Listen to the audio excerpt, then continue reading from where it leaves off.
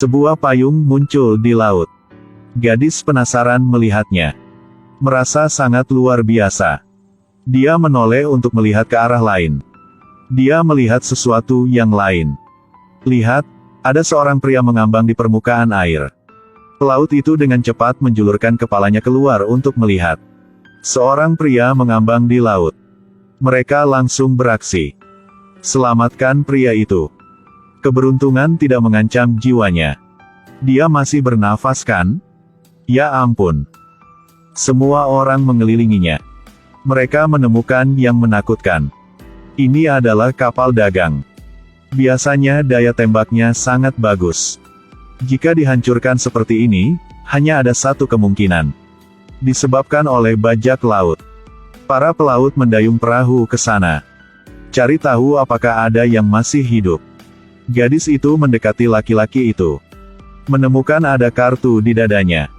Dia adalah bajak laut. Gadis itu mengambil kartu itu dan berbalik pergi. Melihatnya dengan ngeri. Sekarang dia telah melihat perahu besar di kejauhan. Waktu perjalanan ke 10 tahun kemudian. Gadis itu telah tumbuh dewasa. Namanya Xiaomei. Dia masih terpesona dengan kartu ini. Nam pria itu Serena. Dia adalah anak laki-laki yang diselamatkan 10 tahun yang lalu. Sekarang dia adalah pandai besi. Xiaomei perlahan turun. Dia ingin melakukan perjalanan jauh. Serena menatapnya dengan mata penuh kasih. Dia memiliki kasih sayang khusus untuknya. Di sisi lain, giliran dia muncul. Namanya Jack. Lihat cara dia berpakaian. Tidak sulit menebak siapa dia. Dia mengangkat bahu dan melompat ke bawah. Ternyata perahu kecilnya bocor air. Tebing di depan menggantung beberapa mayat kering. Dia dengan sopan menyambut mereka. Ada beberapa kata yang tertulis di papan itu. Tulis bahwa bandit tidak akan memiliki akhir yang bahagia. Pekerja di tepi sungai sedang bekerja. Tiba-tiba menoleh dan melihat ke laut. Dia dengan mulus melangkah ke pelabuhan kerajaan. Perahu kecil di belakang tidak lagi diperlukan. Di sisi lain, Xiaomei sedang berkencan. Pria itu adalah komandan Brigade Angkatan Laut. Tiba-tiba, seorang jatuh ke laut. Dia sekarang menyadari situasinya. Jack melihat situasi ini. Tidak bisa mengabaikannya. Dia dengan cepat melepas topinya. Mengangkat bahu dan melompat ke bawah. Tak perlu terlalu banyak waktu. Xiaomei diselamatkan dari laut dalam. Ternyata pakaiannya yang mengikatnya terlalu kencang.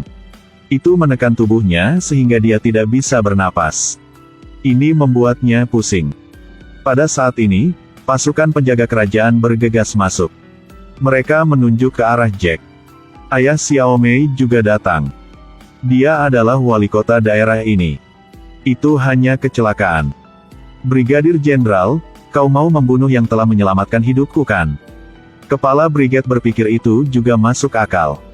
Jika manusia, tidak bisa tidak bersyukur. Dia segera menurunkan senjatanya. Luncurkan tangan sebagai tanda persahabatan. Kita pernah bertemu sebelumnya, bukan? Bajak laut. Sama seperti itu, Jack yang tidak beruntung di penjara. Tempat ini adalah penjara kerajaan. Di dalamnya ada sekelompok bajak laut di penjara. Anak anjing datang ke sini, ada tulang yang enak di sini. Di mulut anjing ada sekumpulan kunci. Ini adalah kesempatan mereka untuk melarikan diri. Anjing itu tidak mendekat. Kelompok bajak laut ini tidak percaya. Mereka tidak peduli apa, harus mencoba. Jack tersenyum tanpa peduli. Di larut malam sebuah kapal besar mendekati mereka. Dua pejabat sedang mengobrol. Tiba-tiba menemukan sesuatu yang tidak beres. Peluru meriam. Jack dengan cepat memanjat melalui pintu. Kapal besar menyerang kota ini. Adalah kapal hantu. Ini adalah kapal bajak laut hantu yang terkenal. Bajak laut di kapal ini sangat agresif. Kemanapun kita pergi, tidak ada yang akan bertahan nyawa. Mereka terus-menerus menyerang. Seluruh kota ini jatuh ke dalam kekacauan. Perahu-perahu dengan cepat mendayung menuju darat. Orang-orang di sana mengenakan pakaian aneh. Begitu melihatnya, dapat tahu bahwa mereka bukan orang baik. Mereka bergegas ke kota seperti orang gila. Mereka menjarah di mana-mana. Mereka menghancurkan semua barang sesuka hati. Para pengawal mulai melakukan serangan balik. Tapi tidak bisa mengalahkan kelompok bajak laut hantu. Itu terus melepaskan tembakan untuk menyerang tembok. Tidak butuh waktu lama. Mengalahkan tim penjaga di tembok kota. Mereka menyerang mansion wali kota. Pasti ada banyak harta karun di sana. Xiao Mei melihat situasi seperti ini. Cepat berlari menuju pintu. Pengurus rumah tangga mendengar ketukan di pintu. Lalu perlahan berjalan menuju pintu besar. Jangan membuka pintu. Halo, bro. Mereka memasuki mansion. Mulai merampok kekayaan. Xiao Mei buru-buru bersembunyi di kamar. Kunci pintunya. Sayangnya, pintu ini terlalu rapuh. 2 atau 3 orang mendorongnya dan itu langsung terbuka. Aku tahu kau di sini, sayang. Barang di tanganmu mengundang kami untuk datang ke sini. Xiao Mei sekarang baru tahu. Mereka datang ke sini karena kartunya ada di badannya. Halo, sayang. Begitu saja, Sayamwi dibawa pergi oleh mereka. Serena setelah mengetahui ini, buru-buru menghentikan mereka. Tapi dia diblokir. Pada akhirnya dia dipukul oleh mereka dan kehilangan kesadaran. Jack di sini. Roket yang menabraknya membuat lubang besar. Selamatkan orang-orang di penjara keluar. Tapi hanya Jack yang sial. Masih harus tinggal di sini. Tidak ada cara lain, semua orang sudah melarikan diri. Hanya dia yang tersisa. Dia tidak ingin sendirian hanya bisa melakukan gerakan ini. Jack menjulurkan sebatang tulang. Anjing itu mendekat. Kunci yang ada di mulutnya adalah satu-satunya cara. Tiba-tiba ada suara di luar. Jangan-jangan pergi. 2 bajak laut masuk. Mereka setelah melihat Jack. Mendekatnya. Adalah Kapten Jack Sparrow. Melihat tindakan mereka. Sangat jelas bahwa hubungan mereka tidak baik. Jack pernah kapten. Keduanya pernah mencoba mengacaukan Jack.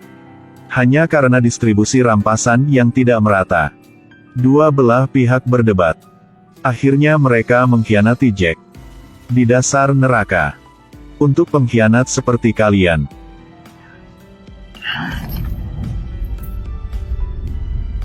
Itulah kutukan. Mereka tidak berniat membunuh Jack. Lalu berbalik dan pergi. Di sisi lain, Xiao Mei diseret ke kapal bajak laut hantu. Saya di sini untuk bernegosiasi, jika aku mengizinkan, kau baru berhak membuka mulut. Sekarang Kapten melangkah maju. Dia menyuruh bawahannya untuk tidak terlalu kejam pada wanita. Gadis, aku benar-benar meminta maaf. Xiao Mei meminta kapal bajak laut hantu untuk tidak menyerang pelabuhan kekaisaran.